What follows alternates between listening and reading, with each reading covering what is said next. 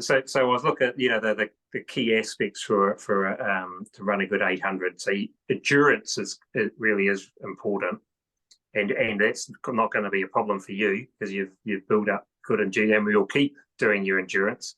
Yeah. Certainly that Sunday run and the Wednesday run. Yeah.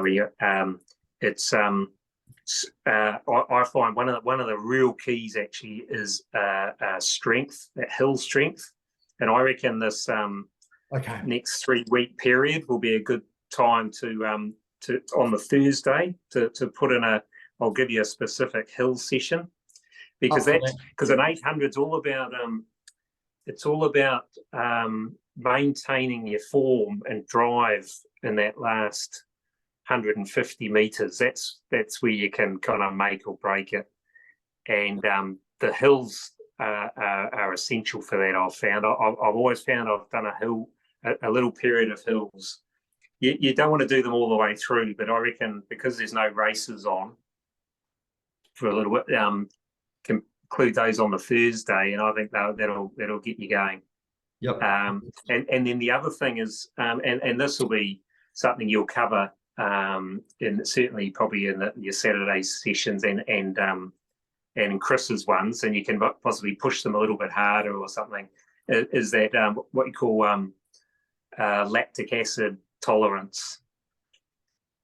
So in an 800 meters, they always say it's not the person who speeds up the most; it's the person who slows down the least. Yeah. Does well in it, and it's that ability to cope with the gradual build up of lactic acid.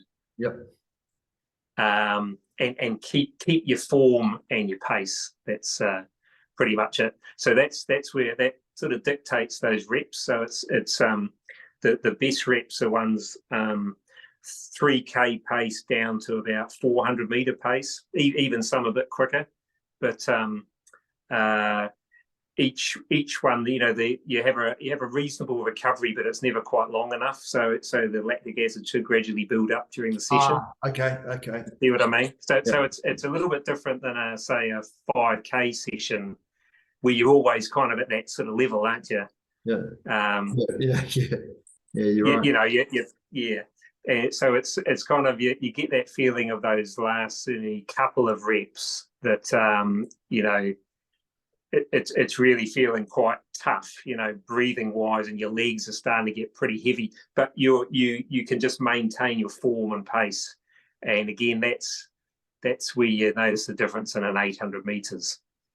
Yeah, there's probably no other event where pacing is so crucial as an 800, and nailing that first 200 is really important, and that'll come from your training and your other races. So I used to do a session of 8 times 200 meters, right.